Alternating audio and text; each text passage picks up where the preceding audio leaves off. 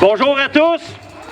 Êtes-vous tannés des mesures abusives? Oui. Êtes-vous tannés qu'il y ait une centaine de parlementaires qui vous mentent? On est ici pour déposer une mesure de désaveu. Une mesure de désaveu selon les mesures d'urgence. L'article 122 permet aux parlementaires de faire un désaveu sur les mesures d'urgence, autrement dit de faire tomber tout en un instant. Cessez les abus envers la population, cessez les abus envers vos droits. Que je vais vous partager un bref aperçu de ce qui est présenté, qui va être déposé tantôt. Aux députés, on demande un désaveu. C'est une lettre pour désavouer l'état d'urgence sanitaire de la COVID-19, qui est une pneumonie atypique. Aux membres de l'opposition, nous demandons à l'Assemblée nationale de désavouer par un vote la déclaration d'urgence sanitaire, telle que stipulée à l'article 122 du chapitre 11. Excusez, c'est le chapitre 9 en réalité. Je l'ai modifié. Chapitre 11, section 3 de la loi sur les santé publiques, ainsi que l'article 92 du chapitre 7, section 1 de la loi de la sécurité civile pour les motifs suivants avec des preuves documentaires et vidéo à l'appui. Premièrement, la panique engendrée par l'OMS qui déclare le 30 janvier 2020 une urgence de santé publique de portée internationale avec seulement 98 cas dans 18 pays autres que la Chine.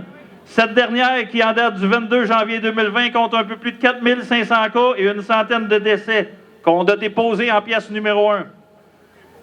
Méthode frauduleuse et mensongère du dénombrement des cas qui fut modifié en date du 22 juillet 2020, puisqu'il arrivait que plusieurs tests de laboratoire étaient effectués pour une même personne, celle-ci a pu être représentée et comptabilisée autant de fois qu'un test de laboratoire était émis pour elle.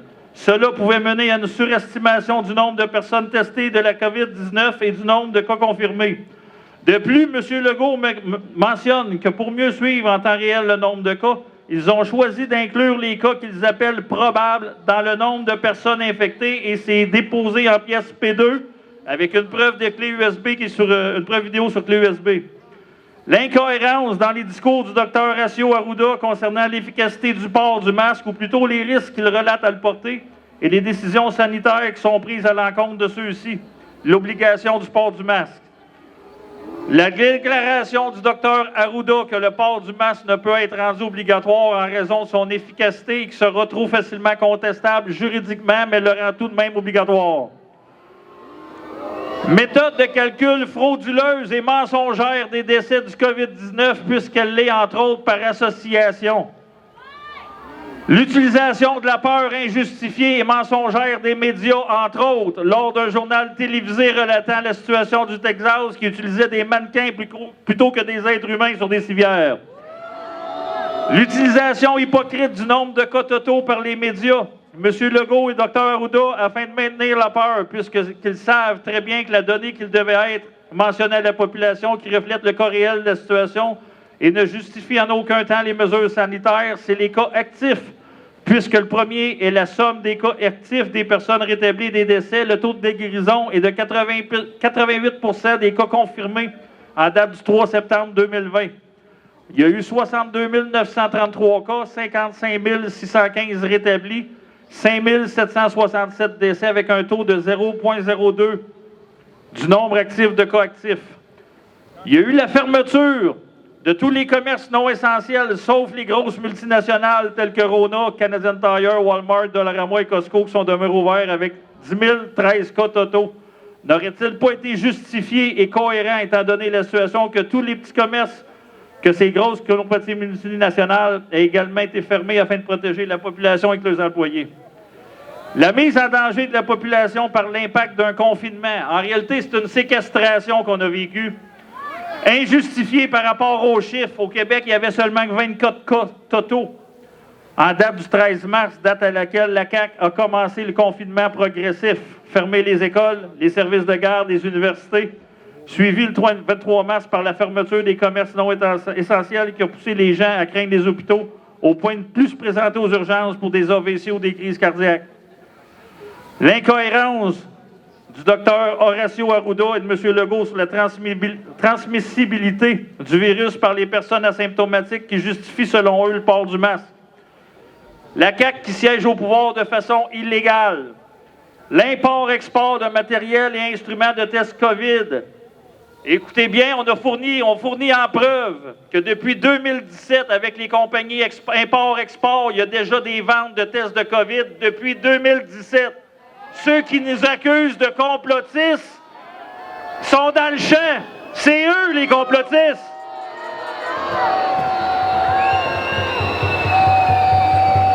On sort aussi un document officiel de l'OMS concernant le port du masque. Dans les effets bénéfiques, ça vous donne l'impression de contribuer à la propagation du virus.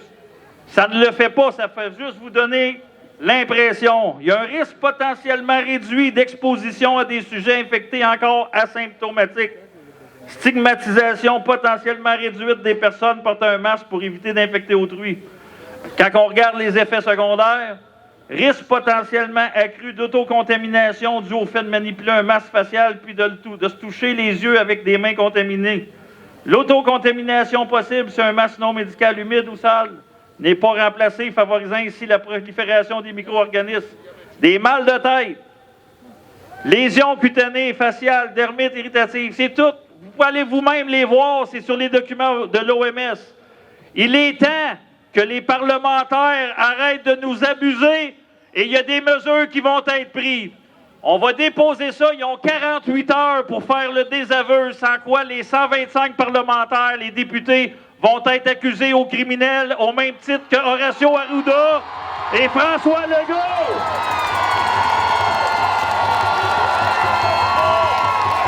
Liberté!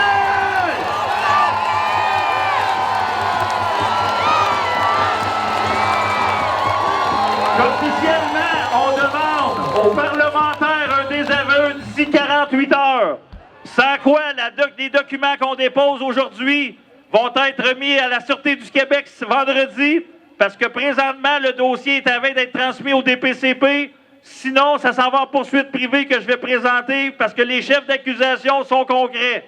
Il y a des criminels qui siègent au Parlement, puis il est temps qu'on les expulse.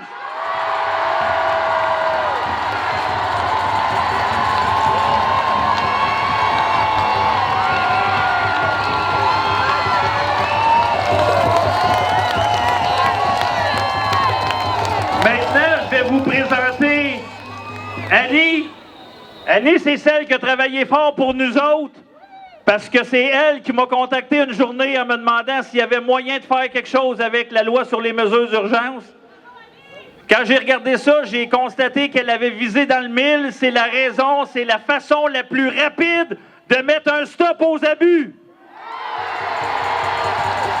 Ça fait que ce dossier-là, je rends à César ce qui est à César. C'est Annie qui l'a monté pour nous. Je l'ai tout simplement coaché là-dedans. J'ai amené quelques petites modifications, mais Annie, elle a fait un travail impeccable et je vous demande de l'accueillir chaleureusement.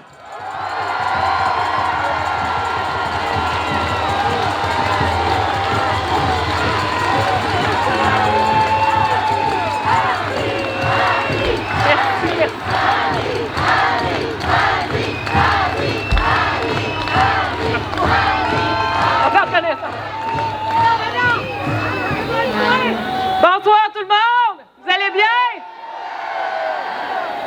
Je suis très heureuse de me retrouver parmi vous ce soir, un 15 septembre qui est très significatif pour moi et qui restera à jamais gravé dans mon cœur. Non seulement je vins avec vous ma peur des foules, ma gêne, mais ce soir je viens déposer une demande de désaveu de l'état d'urgence sanitaire qui représente le résultat de travail acharné sur lequel je passe mes soirées, parfois jusqu'aux petites heures du matin, afin de nous libérer de cette propagande qui a duré trop longtemps.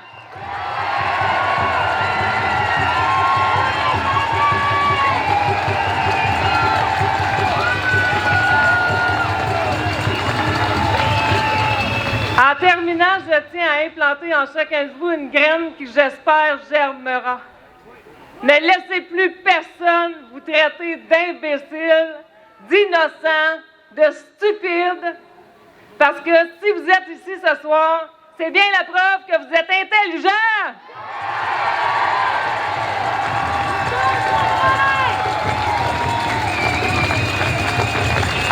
L'intelligence vous permet de savoir quand quelque chose n'est pas crédible. Elle vous permet de prendre des décisions sensées et honnêtes. Elle vous fait marcher dans le droit chemin parce que grâce à elle, vous êtes conscient lorsque vous faites des torts aux autres. Malheureusement, je crois que c'est dans l'éducation qu'on a reçu l'idée préconçue que la culture générale est signe d'intelligence.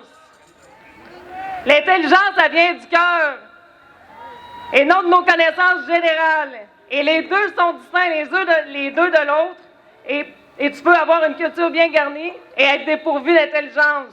La preuve, les médias, les politiciens et les scientifiques corrompus ne sont pas assez intelligents pour stopper leur propagande de merde parce que l'appât du pouvoir et du gain est trop puissant en eux.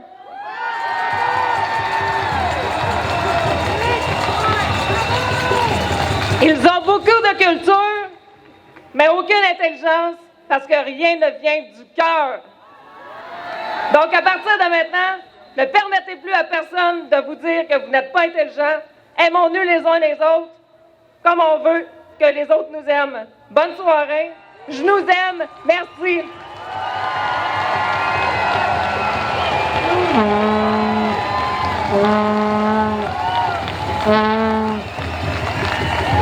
Que je vous remercie énormément d'être déplacés si nombreux.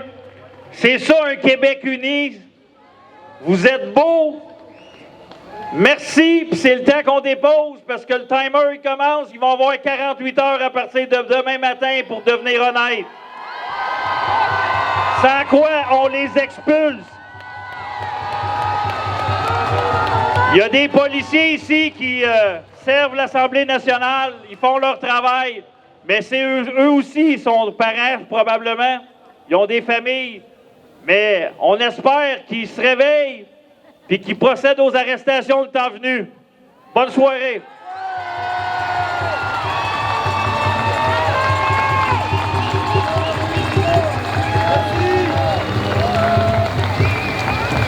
Merci beaucoup tout le monde.